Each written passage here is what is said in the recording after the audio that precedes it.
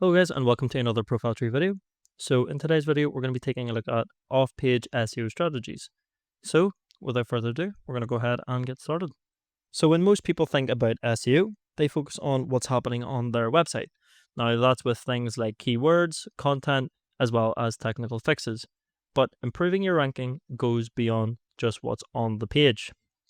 Off-page SEO is about building trust, relevance, and authority across the wider web. It's how search engines measure your reputation based on who's talking about your business, where you're mentioned, and how others engage with your brand online. Now in this video, what we'll do is we'll break down the core areas of off-page SEO. That'll include social media, Google Business Profile, backlinks, digital PR, and citations. And I'll show you exactly how that'll help your website rank better. So your Google profile is critical for local SEO. Now, it's often the first thing people will see when they search for your business. Now, it directly affects your visibility in the local map results. That's one of the reasons why the Google Business Profile is used. Now, a fully optimized one with accurate business details, updated opening hours, quality images, and regular posts helps build trust with both users as well as Google. And as well as this, reviews also play a major role too. Now, the more genuine, high quality reviews you receive, the stronger your local presence becomes.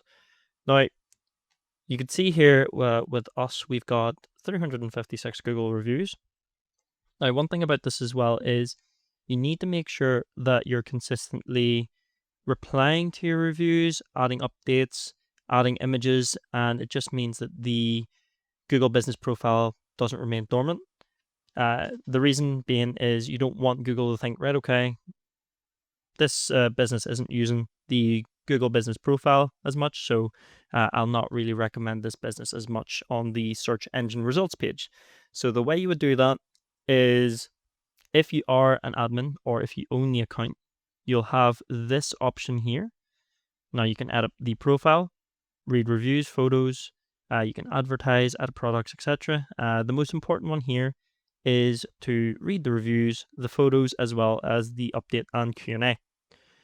Now, I would strongly advise to ask for Google reviews. So whenever you've, let's just say, given a service, let's just say you were a car mechanic and you just finished servicing a vehicle, then I would ask for a Google review. When you have the time, of course, reply to that review and give it a like yourself as well. Now, on the right side, this is how the Google Business Profile will be displayed. Of course, you'll have the name of the business, the amount of reviews that you have, and the real business information too. You also have an option there for Q&A. So what we have here, of course, is a various amount of different questions that we've answered. And then on top of that as well, if you scroll down even more, you'll be able to see a little description of what we do. So we've used about 1,500 characters. It's roughly around that amount is what you need to fill up. I would recommend to try to fill up as much of the characters as you can. And on the very bottom here is our updates. Now, updates are really good to have as well. Reason being is they'll link to your website, or you can link them to your social media profile, whatever platform you want them to go to, you can link them. Again, I'll show you that in a little minute. Now, just below here, you'll see that we have all of our different profiles. Of course, we've got our Instagram, Facebook, Pinterest, YouTube. I would recommend to put in all of the relevant social media links that you have to the Google Business Profile. So scrolling back up here, if you just select add update, so this is how you would do the updates, just click on that. You'll have the option to add update. And then I'd again recommend to put in a image or a video. You can even do the shopfront if you have one, or you can even take videos or photographs of client work that you've done or services that you've done recently. That's another one that'll be really good here. And then make sure to fill up the description for this. Now, if you want to mention a blog, that's perfectly fine as well. Just maybe mention a brief amount of detail about that blog on the description. Then below you'll have an option here that'll ask, okay, add a button. It is optional, but I'd recommend to use it. Do have a couple of options here like book, order online, buy, learn more, sign up, or call now. For me, I would recommend to do the learn more, and you'll be able to put the link in just below the button there. And then once you're happy enough, you can give it a little preview just to make sure everything looks okay, and then go ahead and post that. So that's how you would manage the Google business profile. And again, if you take a look at our reviews here, so you can see there, we've got a couple of ones there that we've went ahead and replied to.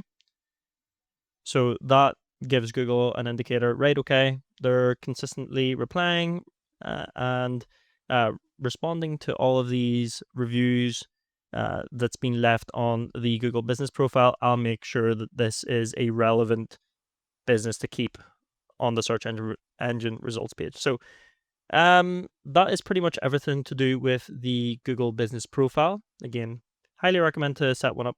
It is free. You will have to go through a verification in order to do this. It'll probably just ask you to record the shopfront areas that you can't go into as a customer. And once that's fully verified, then you'll be able to take control and manage the profile itself. Now, another really important one is backlinks and authority building. Backlinks are one of the most important parts of off-page SEO.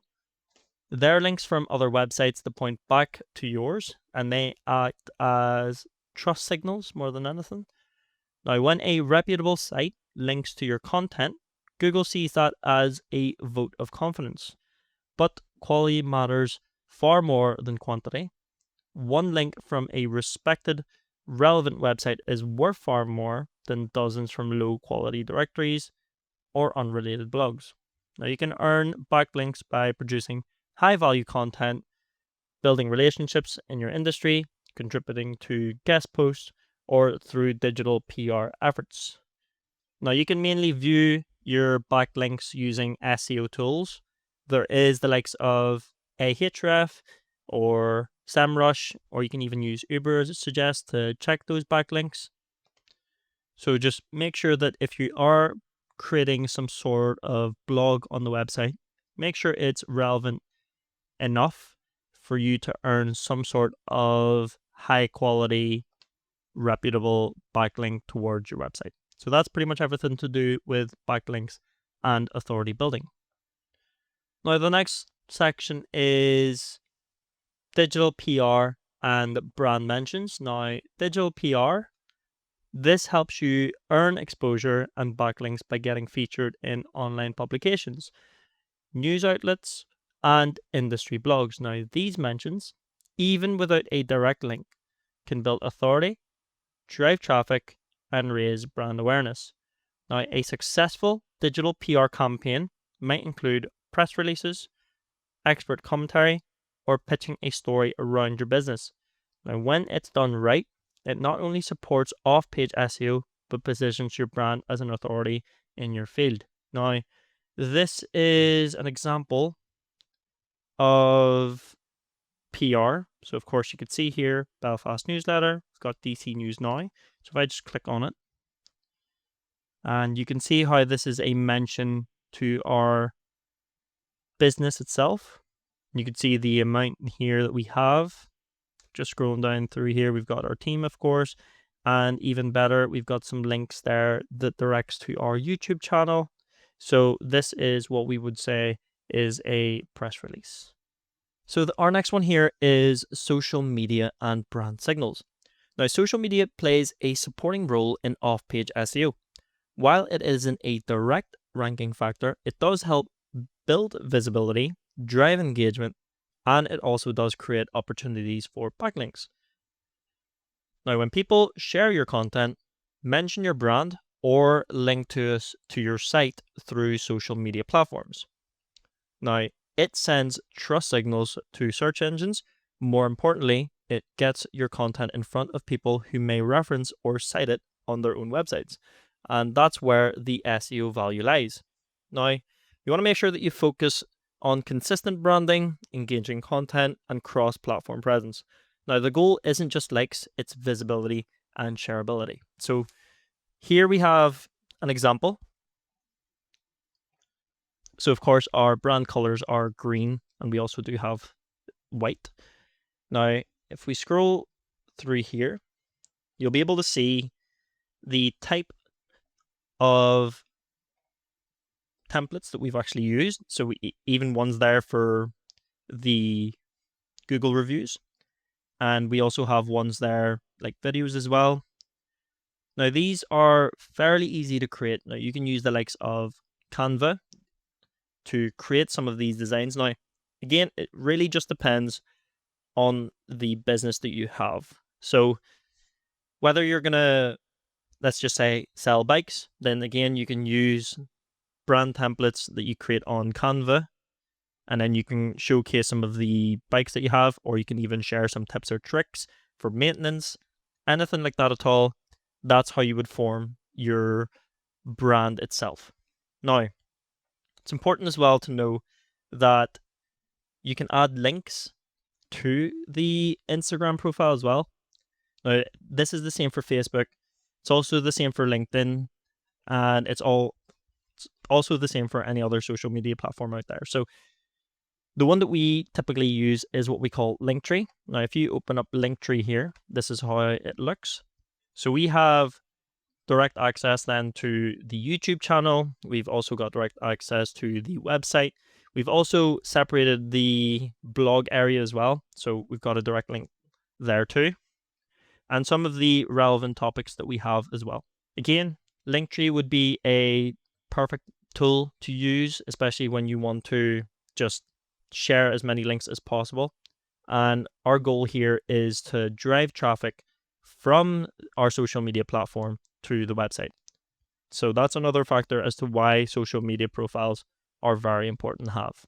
So there you guys have it. That is pretty much everything that you need to know to start you off with off-page SEO. If you guys have any questions at all, let us know in the comment section below. We'd like to know what you think. But other than that, I'll see you guys for the next video. Thank you very much for watching.